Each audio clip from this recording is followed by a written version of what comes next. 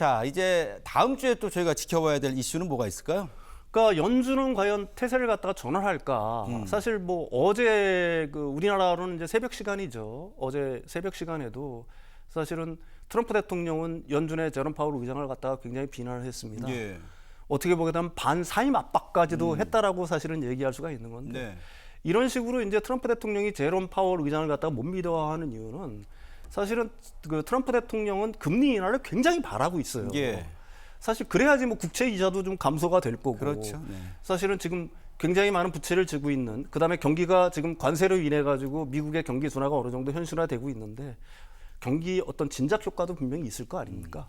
그래서 연준에 대해서 이제 금리 인하를 압박을 하고 있는데 제롬 파월 의장 같은 경우에는 여전히 그 반대 입장에 서 있어요. 예. 뭐 그 부분에 대해서는 이제 나중에 뭐 설명을 하는 걸로 하고요.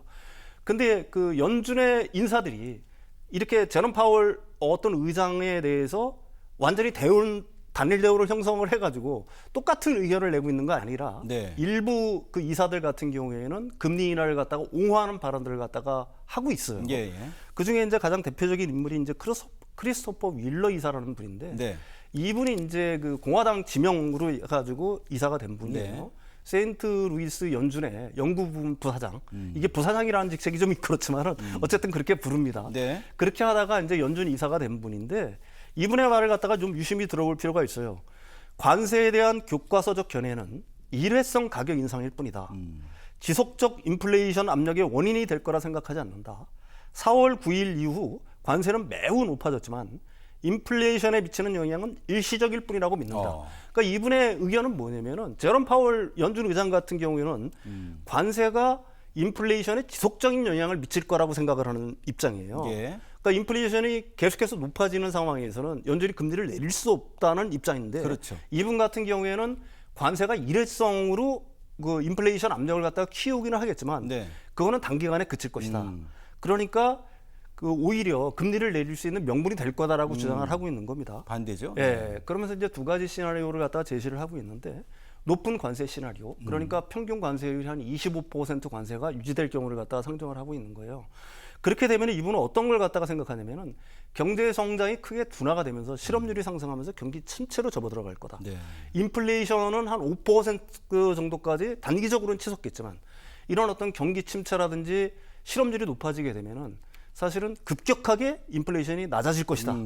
그렇게 되면은 연준 같은 경우에는 훨씬 강하고 빠르게 그 다음에 속도도 높여서 네. 금리 인하를 할 수가 있을 것이다. 그렇죠. 예. 예, 이런 식의 이제 주장을 하고 있는 거고요. 두 번째 시나리오는 뭐냐면 낮은 관세 시나리오죠. 협상을 통해서 대부분의 어떤 관세들이 좀 낮아지면서 평균 관세율이 한 10% 정도 되는 걸 갖다가 상정을 하고 있는 거예요. 그러면 이제 사실은 관세가 낮아졌지만은 그래도 인플레이션에 미치는 압력은 어느 정도 있겠죠.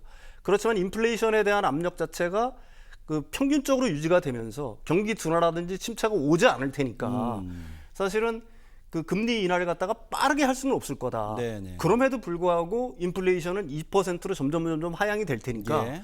올 연말쯤에는 뭐 금리를 한번 내릴 수 있을 것이다. 네네. 그러니까 이분의 주장은 뭐냐면 금리를 높게 가져가든, 그러니까 관세를 높게 가져가든 관세를 갖다가 좀 낮게 가져가든 금리 인하를 할 수 있을 것이라는 예, 예. 걸 갖다가 금리 주장을 인하가 하는 거예요. 강점이로군요. 예. 네.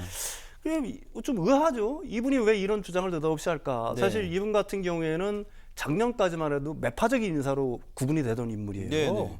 근데 느닷없이 태세 전환을 해서 금리를 갖다가 옹호하는 주장을 한단 비둘기파가 말입니다. 됐네요. 예, 비둘기파가 됐어요. 예.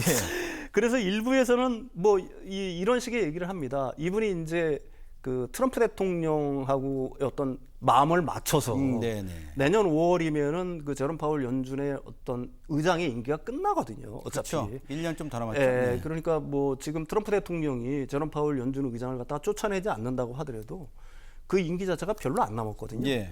그러니까 새로운 의장을 갖다가 선출을 해야 돼요. 그래서 트럼프 대통령한테 줄을 쓴 거 아니냐. 네. 뭐 이런 식의 의심도 일단 시장에서는 하고 있는 걸로 알고 있습니다. 예.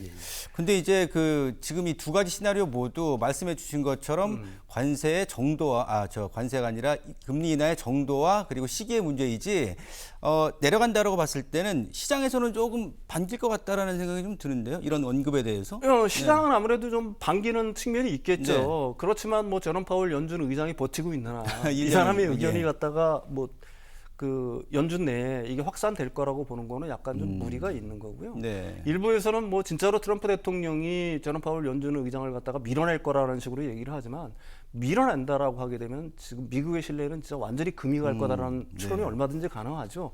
사실 그나마 미국에 대한 그 투자자들이 신뢰를 하고 있는 거는 그 중앙은행의 독립성을 갖다가 행정부에서 보장을 해줬기 때문에 그런 그렇죠. 거예요. 예, 그러니까 예. 행정부가 어떤 행동을 하든지 간에 중앙은행은 자신들의 원칙 하에서 올바른 통화 정책을 갖다가 수행하고 있다는 인식들을 갖다가 다른 나라들한테 줬기 때문에 네. 투자자들한테 줬기 때문에 미국의 금융시장이 그나마 이렇게 어떻게 보게 되면 건강하게 유지가 될 수 있었던 건데 네. 트럼프 대통령이 그것마저 파괴하려고 한다. 그러면 진짜 미국 금융시장 자체는 자칫하면 아마겟돈에 휩싸일 가능성이 있다. 뭐 이렇게 봐야 될 것 같습니다. 예, 예. 어쨌든 물가 인상과 경기 둔화가 같이 있을 때에 지금 이 월러 이사의 발언은 이제 경기 둔화에 좀 더 방점을 둔 그런 금리나 시사 발언인데 이게 당장에 뭐 말씀 주셨지만 5월 8일 날 FOMC 회의 때 좀 영향력을 끼칠 가능성은 조금 이렇게 높진 않겠네요. 네, 지금 현재 네. 상황으로 봐서는 그래요. 왜 그러냐면은 뭐 은행들의 준비금이 굉장히 풍부한 상황이고요. 미국의 고용이 약간 힘들어졌다고 그러면 역시 완전 고용 상태고요. 네. 또 제롬 파월 연준 의장의 말을 들으면 시장은 생각보다 질서 정연하다 이런 식으로 정리를 하고 있어요. 네네. 그러니까 제롬 파월 연준 의장이 현 상태에서는 사실은 5월달에 금리를 내릴 거라고 뭐 생각하는 거는 좀 무리다. 약간 어렵다 이렇게 봐야 될 것 같습니다. 알겠습니다. 네네. 어쨌든 뭐 파월 의장은 내년 5월까지 자리 지키겠다고 했고 설전이 좀 오가는 트럼프와 파월 의장의 향후에 좀 상황도 좀 지켜보면 좋을 것 같습니다. 자, 오늘도 아주 알찬 세 가지 소식을 윤석천 소장과 함께했습니다. 고맙습니다. 감사합니다.